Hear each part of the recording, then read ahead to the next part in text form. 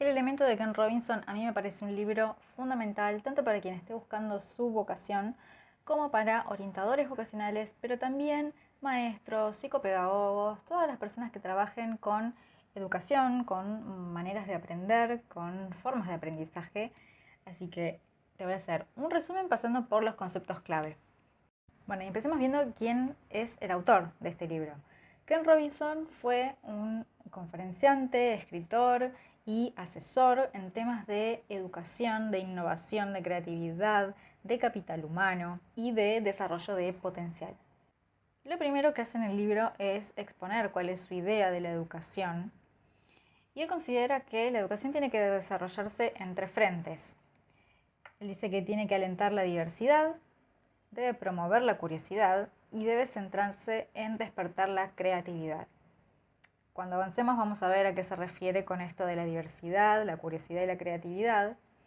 Por ahora dejémoslo ahí, porque él critica al sistema educativo actual. Él lo ve como obsoleto, como algo que tiende a la uniformidad, a la estandarización y que no respeta la individualidad de cada uno, tanto en su personalidad como en los modos de aprendizaje, que vamos a ver que hay distintos modos de aprender, distintos modos de percibir la realidad y distintas maneras de pensar. Las otras críticas que hace el sistema educativo es que ve que está como obsesionado por ciertas habilidades y no por otras, ¿no? Como se valoran ciertos tipos de habilidades y se dejan de lado otras. Por ejemplo, se prioriza lo que tiene que ver con las palabras y con los números, ¿no? Lo que es matemática, ciencia, pero él sabe que la inteligencia es mucho más que eso. Así como ve que se priorizan o se le da importancia a determinadas habilidades y no a otras, también ve que hay una jerarquía en las materias. Él vio que matemática, ciencia y lengua estaban en los primeros lugares, que después venían las humanidades y, como último, el arte. Y que también dentro del arte veía como estas categorías de mayor a menor importancia. La música y las artes visuales como más importantes y la danza, el teatro como menos importantes. Y la tercera crítica que hace tiene que ver con las evaluaciones, con el modo de evaluar los conocimientos. Se limitan a pruebas estandarizadas.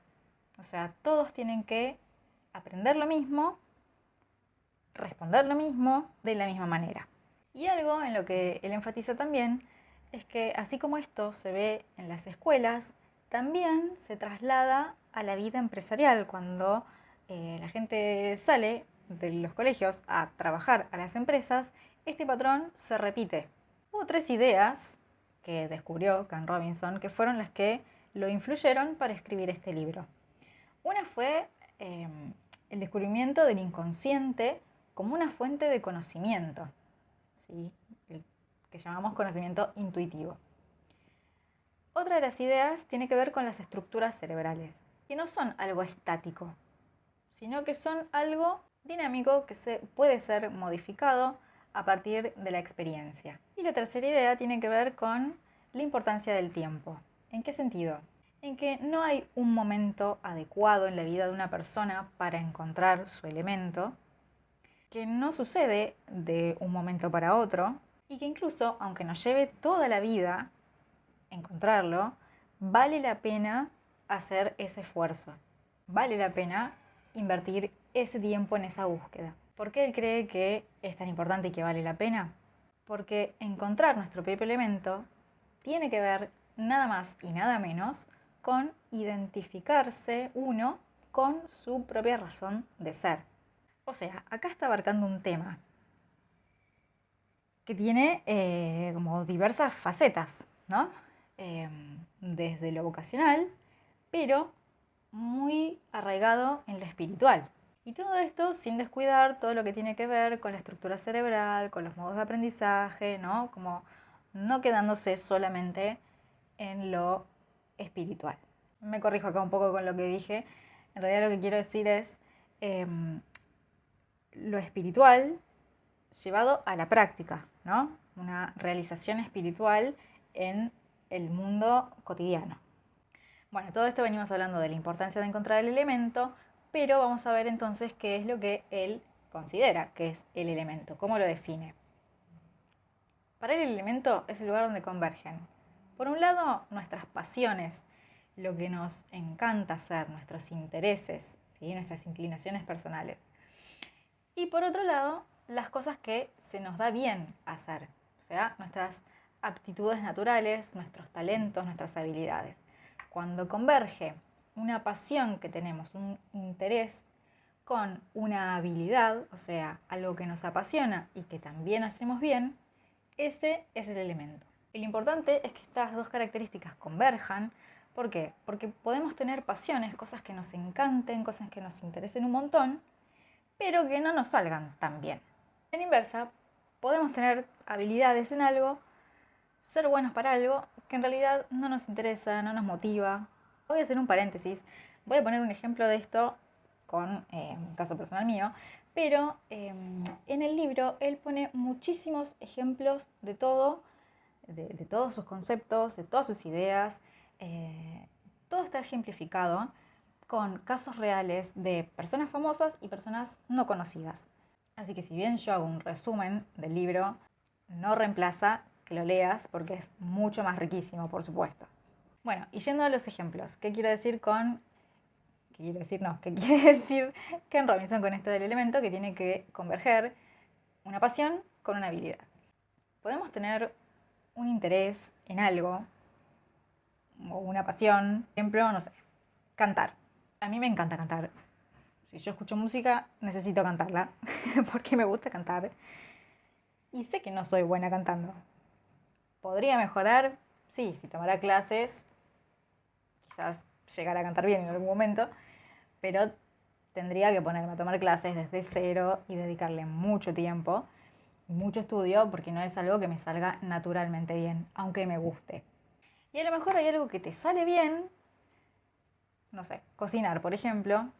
Te pones a cocinar y te sale rico, te sale bien, te das maña, tenés habilidad para cocinar, realmente cocinas bien, no es que zafás, cocinás bien, pero no te interesa, no te motiva, entonces no es que te vas a meter en un curso de cocina, ni a aprender sobre técnicas, ni nada, porque no te interesa. Entonces lo importante en el elemento es que convergen esas dos cosas, tu interés con tu habilidad. Acá dejo una cita textual del libro de por qué él considera que es tan importante que cada uno de nosotros encuentre su elemento. Él dice que no podemos saber cómo será el futuro.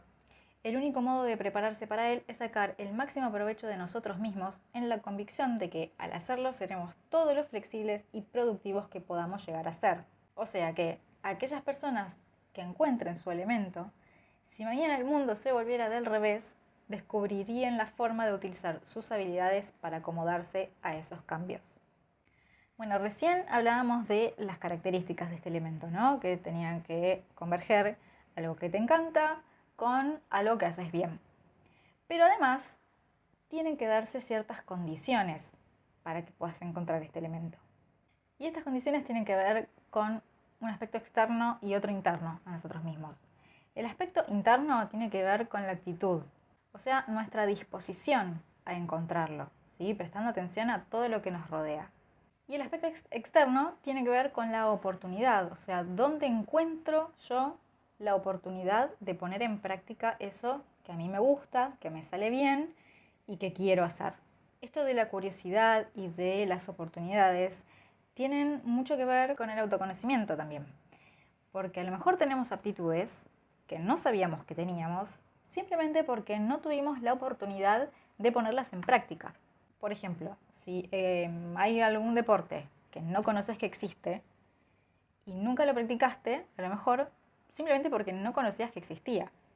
No porque no tuvieras la habilidad o el gusto. No lo conocías, era imposible que pudieras poner en práctica alguna habilidad relacionada.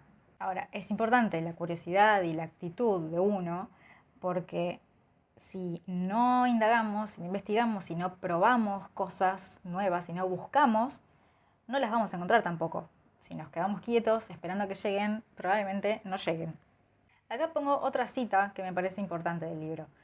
no tenemos un solo elemento por persona y tampoco hay un solo camino para cada uno de nosotros a través del cual llegar a él. Esto me parece súper importante porque quizás nos ponemos la presión de que tenemos que encontrar nuestra pasión, nuestra única razón de ser. Y quizás tenemos más de una, quizás cambie con el tiempo, quizás en un momento de la vida nuestro elemento sea uno y después sea otro. Y también la manera de llegar a encontrarlo no puede como ponerse en un paso a paso, digamos. No se puede establecer una receta de cómo llegar a ese elemento porque no hay un solo camino. Ahora bien, conociendo todo esto, también tenemos que conocer cuáles son las limitaciones que nos impiden acercarnos a nuestro elemento. Uno es no conocer nuestras capacidades. Otro es no entender que estas capacidades son de carácter orgánico, es decir, están relacionadas entre sí, no son independientes por completo. Y la tercera tiene que ver con no comprender nuestro permanente potencial de renovarnos. Por lo general se nos enseña que la vida es lineal, que uno tiene que, de chico o de adolescente, encontrar su vocación, desarrollarla en la adultez y ya en la madurez nos retiramos. Como que cuanto más grandes somos, menos capacidad tenemos para o encontrar nuestra vocación o iniciar una tarea nueva o cambiar de profesión. Y esto no es así. La vida humana no es lineal, sino que es dinámica y es cíclica. Capacidades diferentes se pueden manifestar en diferentes momentos de nuestra vida. O sea que tenemos la capacidad de descubrir nuestro elemento a cualquier edad. Vamos a ver ahora algo que a mí me parece increíble. De verdad me voló la cabeza cuando leí esto, porque tiene razón y nunca jamás nadie me lo dijo. Y tiene que ver con las diferentes maneras que tenemos de pensar. Tenemos distintos tipos de sentidos con los cuales percibimos la realidad y tenemos diferentes tipos de inteligencias. Si hablamos de los tipos de sentidos que tenemos a partir de los cuales percibimos el mundo que nos rodea, lo más común es que nos digan que son 5 sentidos, ¿no? La vista, el tacto, el gusto, el oído y el olfato. Ahí todos conocemos esos 5 sentidos. Pero hay otros sentidos más que no son tan evidentes y que muchas veces quedan como relegados a otro plano. Uno, por ejemplo, es la intuición. La intuición como un conocimiento que no sabemos muy bien de dónde viene, no tiene un origen muy claro, pero es real. Es una manera de percibir la realidad, es una manera de conocer, es un sentido más. Y después menciona 5 sentidos más que, si bien son sentidos, como que los damos tanto por hecho, los damos tanto por sentado, que no llegamos a diferenciarlos. Por ejemplo, equilibriocepción. Tiene que ver con el sentido del equilibrio y la aceleración. Todos lo tenemos y es fundamental para desenvolvernos en el mundo. La otra es la termocepción. Es el sentido de la temperatura. Y ojo que es diferente al sentido del tacto, porque en el sentido del tacto necesitamos el contacto físico para percibir algo. En cambio, en la termocepción no necesitamos el contacto físico para percibir la temperatura. Incluso si acercamos nuestras manos a algo que emana calor, a algo que emana frío, también lo sentimos. O la temperatura ambiente. Otro de estos sentidos, así medio ocultos, es la propiocepción. Tiene que ver con el sentido kinestésico. O sea, información que tenemos de nuestro propio cuerpo. ¿Dónde están nuestras extremidades? Si yo cierro los ojos y levanto la mano, sé que tengo la mano acá arriba, aunque no la esté viendo. Este es un sentido fundamental para poder movernos, levantarnos, sentarnos, caminar y después de hacer todo eso, volver a un punto inicial. Por ejemplo, si vamos pensando más allá, si nos vamos adelantando, podemos ir entendiendo que, por ejemplo, este sentido de la propiocepción va a ser fundamental en actividades como la danza o el deporte. Muy bien, otro de los sentidos es la nocicepción, que es el sentido del dolor, que otra vez se diferencia del tacto y de la termocepción. Uno puede sentir dolor incluso cuando nada externo le está produciendo dolor, si no te golpeaste, no tocaste nada, pero tenés un dolor de cabeza, tenés un dolor de panza, el dolor se siente igual. Y otro de los sentidos que él menciona es el sentido común. Él lo plantea como enemigo de la creatividad y de la innovación. Y cuando algo nos parece evidente, ¿no?, que decimos es de sentido común, es evidente, no hacemos ningún esfuerzo para entender eso, justamente porque lo consideramos evidente. Entonces, según él, coarta la creatividad, la innovación. Pero no deja de ser un sentido más y un sentido importante, porque tampoco podemos estar cuestionando completamente todo lo que se nos presenta en la realidad, porque no podríamos avanzar en la vida, digamos. Si no voy a dar por evidente o por sentido común algo cotidiano y me lo cuestiono, me quedo trabada ahí. Bueno, y así como habla de distintos tipos de sentidos, habla también de distintos tipos de inteligencias. Entonces, ¿cuál es la distinción más importante que él hace en cuanto a la inteligencia? En que no se trata de cuán inteligentes somos, ¿sí?, como se suele medir con el coeficiente intelectual o con test de inteligencia, a ver cuán inteligentes somos, sino que lo importante es de qué modo somos inteligentes. O sea que todos somos inteligentes, pero de distintas maneras. Por eso, él considera que no hay ningún test, escala, nada que pueda medir de manera estandarizada, completamente igual para todos, la inteligencia. Esto que él pone, a mí me encanta, que dice que dos personas con las mismas calificaciones no harán las mismas cosas, ni compartirán los mismos intereses, ni alcanzarán los mismos logros en la vida. O sea que incluso teniendo el mismo coeficiente intelectual, vamos a tener diferente desarrollo a lo largo de nuestra vida, cada uno de nosotros.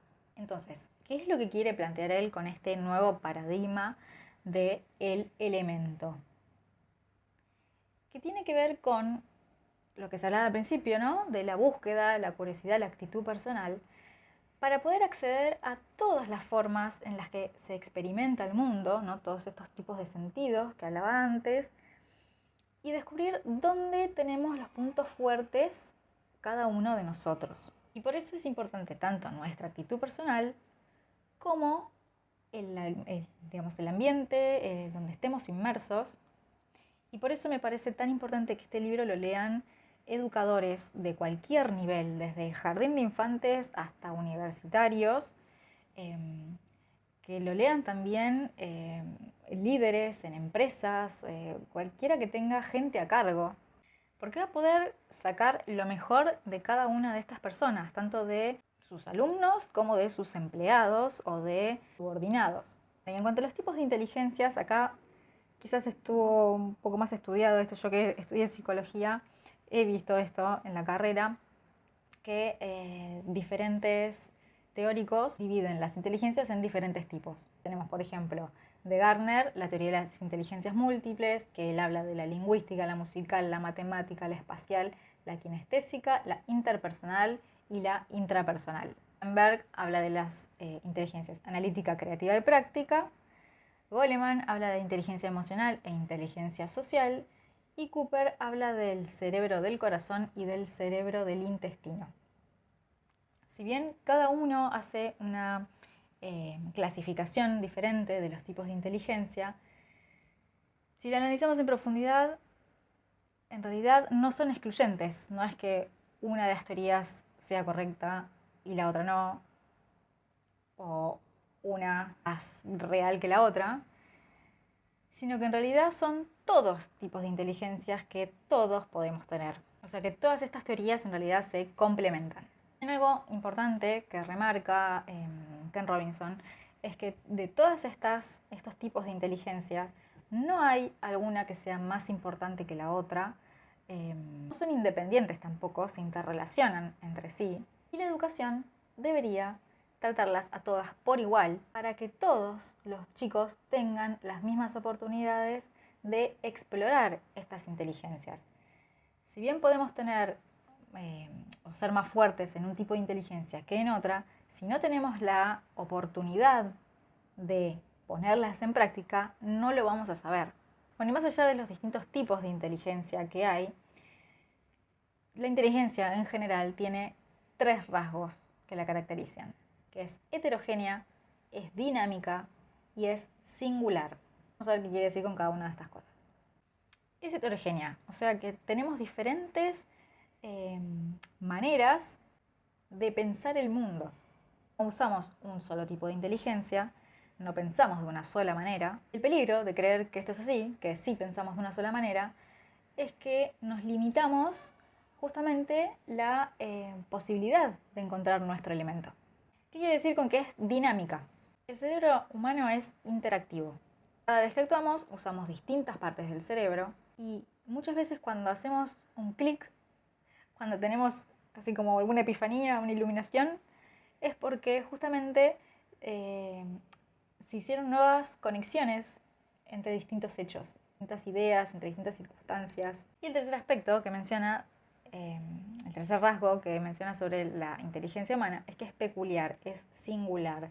O sea, la inteligencia de cada persona es tan singular como su huella dactilar. Así como en las distintas teorías de los distintos tipos de inteligencias, como individualizan cada uno de ellos, realmente cada uno de nosotros tiene su propia forma peculiar y particular de utilizarla. Muy bien, hasta acá veníamos hablando de sentidos, de inteligencias, y ahora vamos a hablar de la creatividad. ¿Qué es la creatividad? Es la imaginación aplicada. Vamos a ver tres grandes mitos sobre la creatividad. Primer mito, solo la gente especial es creativa. Pues no, todos nacemos con capacidades creativas, solo que hay que desarrollarlas. Mito número 2, la creatividad tiene que ver con actividades especiales, como por ejemplo el arte, el diseño, la publicidad. No. Se puede ser creativo en cualquier cosa que requiera inteligencia. Se puede ser creativo en la ciencia, se puede ser creativo en el atletismo, se puede ser creativo en las relaciones interpersonales. Y el tercer mito es que las personas son creativas o no son creativas. ¿Sí? Digamos, la creatividad es un rasgo fijo que no se puede cambiar. No. Todos nacemos con la capacidad de ser creativos y es muy fácil volverse creativo si se pone en práctica. De nuevo, cuando hablaba de la actitud personal, la actitud para buscar, también la posibilidad de que nos brinden el contexto, las oportunidades, las herramientas para explorar, también hay que encontrar el medio que estimula a mi imaginación. Diferentes medios nos ayudan a pensar de maneras diferentes. Volviendo al tema de la diversidad de inteligencias, la diversidad de formas de pensar, y él pone el ejemplo de un científico que tiene imaginación visual. Su forma de pensar es visual. O puede ser un científico que sea más kinestésico. Entonces su manera de pensar es con el cuerpo, es estando en actividad, es, no sé, caminando de un lado a otro. Por ejemplo, que pone son los músicos que hablan de emociones. Entonces tenemos una habilidad musical, una inteligencia auditiva, nos habla de las emociones, también tiene habilidades interpersonales, ¿sí? Como que todas las formas de sentir, o sea, de percibir al mundo, las inteligencias y la creatividad, todo está vinculado. Bueno, si llegaste hasta acá, estarás diciendo, interesante, mira vos, no sabía esto, esto me abre la cabeza tal cosa, pero ¿cómo encuentro mi elemento? Ahora ya sé que todo esto existe y ¿cómo encuentro mi elemento? Volvemos a lo que decíamos antes, no hay un solo camino para encontrar el elemento, así que no hay recetas, no hay un paso a paso, cada uno va a tener que hacer su propia búsqueda. Pero sí hay ciertos indicios o ciertos recursos de los que podemos echar mano para ir hallando ese camino. Una manera que él plantea como de empezar a pensar en este elemento tiene que ver con hacerse esta pregunta a uno mismo. Si pudiera hacer lo que quisiera, si no tuviera que preocuparme por ganarme la vida o por lo que los demás piensen de mí, ¿qué me gustaría estar haciendo? Porque muchas veces cuando nos proponemos pensar en esto, en nuestra vocación, en nuestro elemento, en nuestra razón de ser, empezamos a pensar en qué cosas pueden ser prácticas, con qué puedo hacer plata, qué me sale bien y puedo aprovechar, en qué ya tengo experiencia, entonces como ya lo sé hacer, ya tengo práctica, tengo cancha, puedo aprovechar y hacer eso. O irse al pasado y pensar, ¿y a mí qué me gustaba hacer cuando era chica? Que de chica yo decía que me gustaba hacer algo o que de grande quería hacer tal cosa. ¿Tengo alguna así pasión olvidada que después dejé? Bueno, no. Acá lo que propone es correr todo eso de la mente, centrarse en este momento, aquí y ahora, y imaginarse que no tuviéramos que trabajar por conseguir plata para sobrevivir, digamos, para pagar todo lo que hay que pagar. Si eso no fuera necesario, ¿no? En un mundo ideal, imaginemos que eso no existe, no lo necesito. O sea que no es que trabajo o hago alguna actividad por conseguir algo, sino que simplemente es hacer algo que me haga feliz, ¿no? Si no tuviera que preocuparme por nada, ¿qué me gustaría estar haciendo? Bueno, no es una pregunta fácil de responder, no se responde de un momento para otro, no se responde de un día para otro, pero es un buen inicio para ir empezando a tirar del hilo a ver a dónde nos lleva. Bueno, y él habla de que cuando vamos encontrando el elemento, nos sentimos en la zona. ¿A qué le llama estar en la zona? Que cuando estamos haciendo algo que realmente nos llena, nos apasiona, nos encanta, percibimos ciertas cosas. Por ejemplo, tenemos la sensación de libertad y de autenticidad, o sea, de ser quien de verdad somos, quien tenemos que ser. Cuando estamos en nuestro elemento estamos sintiendo que estamos haciendo lo que tenemos que hacer, ¿sí? Somos nosotros. Otra manera de darte cuenta de que estás en la zona es que el tiempo tiende a pasar más rápido y con mayor fluidez. Cuando estás haciendo algo que te gusta mucho, quizás hace 4 horas que lo estás haciendo y se te pasó volando, no te diste cuenta que se te pasó la hora o se te oscureció el día porque se te pasó la hora. Bueno, también pasa lo contrario, si estás haciendo algo que no te gusta nada, que te resulta tedioso, que ya no tenés más ganas de hacer esto, quizás la misma cantidad de tiempo no se te pasa nunca, sentís que a lo mejor pasó media hora nada más, pero para vos fue una eternidad, no se termina nunca. Después algo un poco más útil que él menciona es que tenemos como un desplazamiento hacia cierto tipo de metaestado donde las ideas aparecen más rápidamente. O sea, cualquier cosa que estás realizando te resulta sencilla porque unificás la energía con ese proceso. ¿Sí? De pronto empezás a sentir que las ideas fluyen. Casi como si vos solamente fueras un canal a través del cual están pasando. Bueno, otros indicios para darte cuenta que estás en la zona. Te perdés dentro de una experiencia. ¿Sí? Así como perdías la noción del tiempo, también perdés de vista el resto del mundo. Estás como enfrascado en tu actividad. O sea, pasa algo alrededor tuyo y ni te enteraste porque vos estabas muy concentrado en algo. Otra característica es que te llena de energía. Aunque sea una actividad que te desgaste físicamente, no sé, por ejemplo, hacer deporte, bailar, cualquier cosa que sea físico y te desgaste, así todo, vos te sentís lleno de energía, te sentís revitalizado. Ojo, no tiene que ver solamente con las actividades físicas, pero pongo el ejemplo, ¿no? De que aunque estés cansado físicamente, igual te sentís lleno de energía. Lo mismo cualquier otro tipo de actividad, incluso si es una actividad más intelectual, te revitaliza, que te carga la energía. Y también esto de encontrar el propio elemento, sentirse en la zona, además de ser algo beneficioso para uno mismo, porque se siente de esta manera eh, tan activo y tan enérgico, tan revitalizado, también nos ayuda a contribuir en la vida de los demás. Ayuda a abrirnos a los demás, a conectar con sus energías, a ayudar, a inspirar a otros. De ahí que también él considere que sea tan importante que cada uno pueda encontrar su elemento, no solamente por uno mismo, sino también por los demás. Acá pongo una cita textual también, que me parece muy linda. Estar en el elemento, tener esa experiencia de fluidez, es enriquecedor, porque es una manera de unificar nuestras energías y de que nos sintamos profundamente conectados a nuestro sentido de identidad. Algo que de forma curiosa acontece a través de una sensación relajante, de hallar perfectamente natural estar haciendo lo que se está haciendo.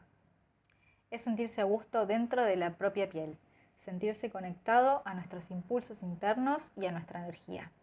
Veamos ahora algunos de los desafíos que nos podemos encontrar a la hora de buscar nuestro elemento. Él los divide en personales, sociales y culturales, ¿sí? Empezando como desde lo más interior hacia lo más exterior. Los desafíos personales tienen que ver con, por ejemplo, la falta de confianza, el miedo al fracaso, el miedo a no ser suficientemente bueno, el temor a la desaprobación, a la pobreza, a lo desconocido, ¿sí? Todo lo que tiene que ver con nuestras creencias personales. Después los desafíos que tienen que ver con lo social, los desafíos sociales, están relacionados con las expectativas que los demás tienen de mí y con las obligaciones sociales.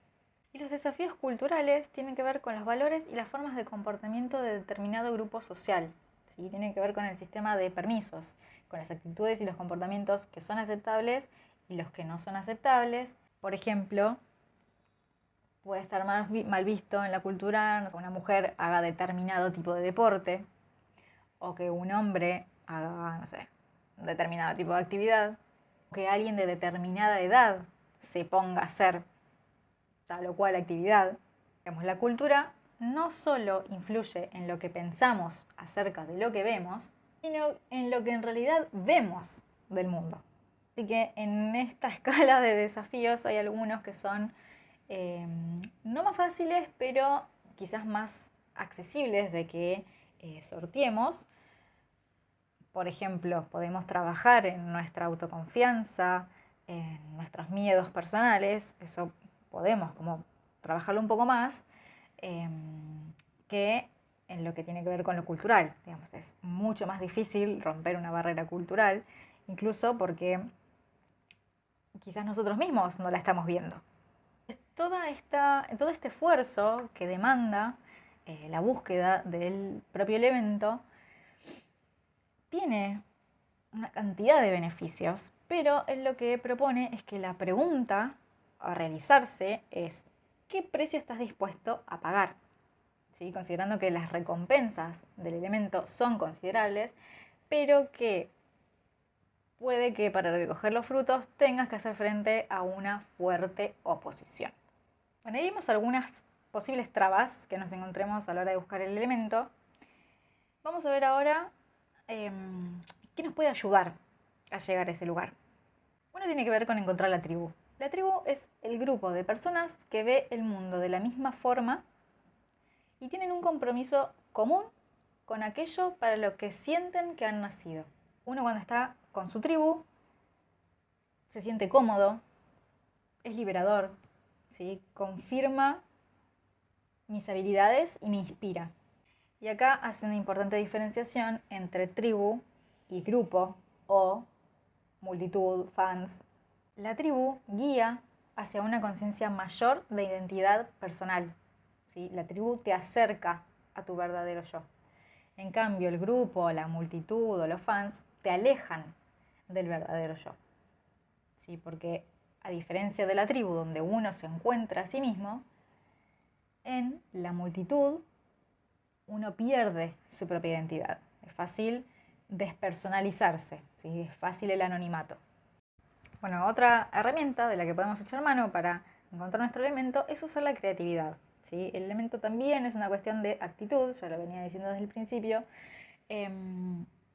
para reconsiderar nuestra vida, nuestras circunstancias, y tenemos que tener un papel activo a la hora de toparse con la suerte. Si la suerte o las oportunidades no es algo que nos llegan simplemente, sino que es algo que encontramos, porque tenemos una actitud y un comportamiento que nos llevan a prestar atención y encontrarlas.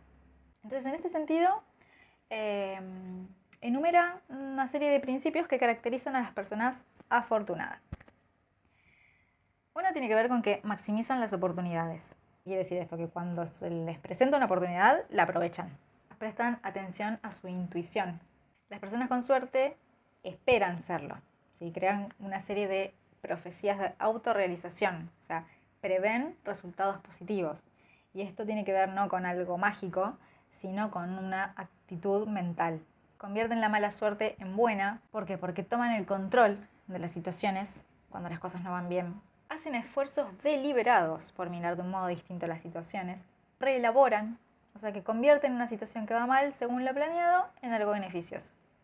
Y perseveran, que él considera que es quizás la actitud más importante de todas, que es ser tenaz y determinado. Otra cosa que puede ser de ayuda para encontrar el elemento es contar con un mentor. Un mentor puede ser alguien que nos guíe en este camino, que nos oriente. Es alguien que ve en nosotros algo que nosotros mismos no vemos. Una persona que hace salir lo mejor de nosotros. El papel de este mentor en nuestra vida es, por un lado, el reconocimiento, o sea, identificar nuestros talentos y aptitudes personales. Por otro lado, facilitar, o sea, allanar el camino, ofreciéndonos consejos y técnicas. Estimular, nos llevan a creer que podemos conseguir algo que antes de conocernos nos parecía imposible. Y nos recuerdan las habilidades que poseemos y lo que podemos llegar a hacer si trabajamos duro. Y en cuarto lugar, nos exigen, si nos empujan para sacar mejor partido de nuestras habilidades, nos empujan más allá de lo que consideramos que son nuestros límites. Bueno, llega un punto en el libro en el que hace una distinción entre lo que es la profesión o el ser aficionado. Aclara que encontrar el elemento no tiene solamente que ver con vivir de ese elemento, ¿sí? O sea, encontrar una pasión y trabajar de esa pasión y así ganarte la vida. No necesariamente. Un profesional se gana la vida con eso que hace y tiene un trabajo que le permite sustentarse económicamente. Y un aficionado, que se suele confundir con principiante, aficionado no es lo mismo que principiante, son las personas que han encontrado su elemento fuera de su trabajo. O sea, tienen una afición, algo que aman hacer. Y puede coincidir o no con su profesión.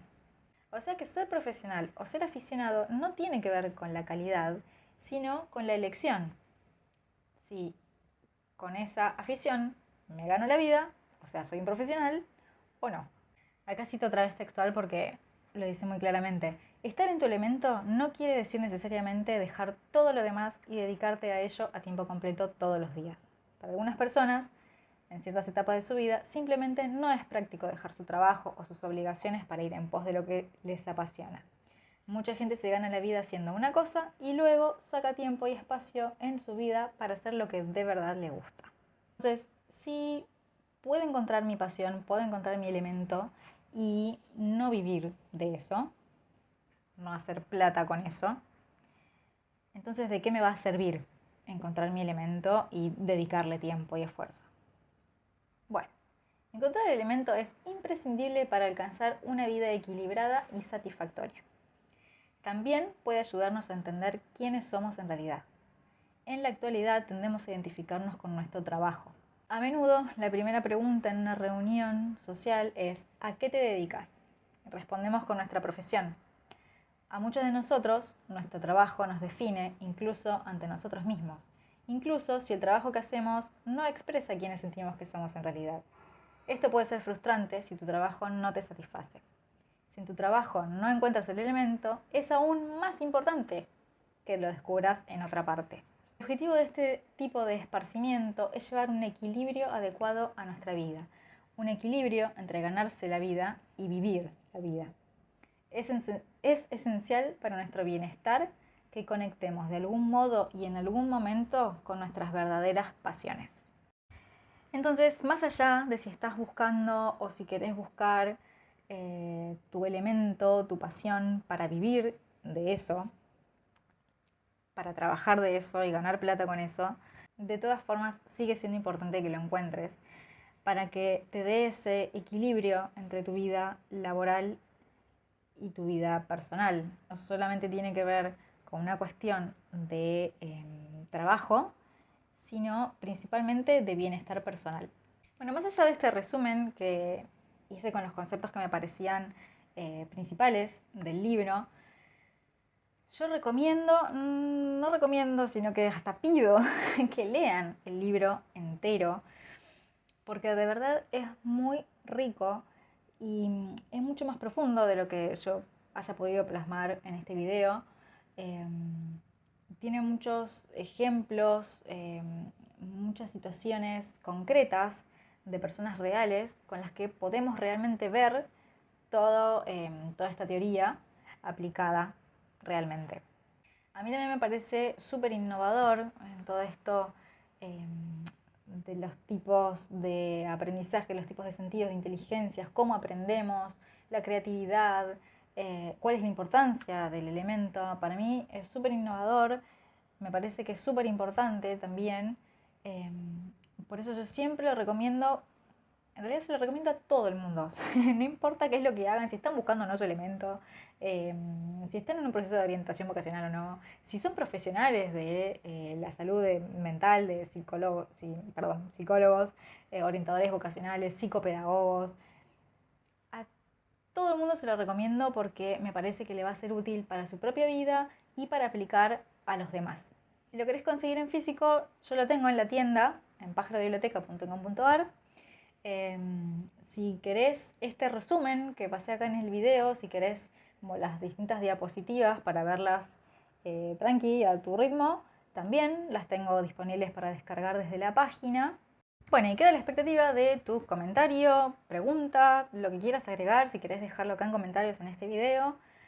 También me podés seguir en Instagram o escribirme por ahí, que quizás es un poco más directo. Y si querés ver más contenido de este tipo, te invito a suscribirte a mi canal.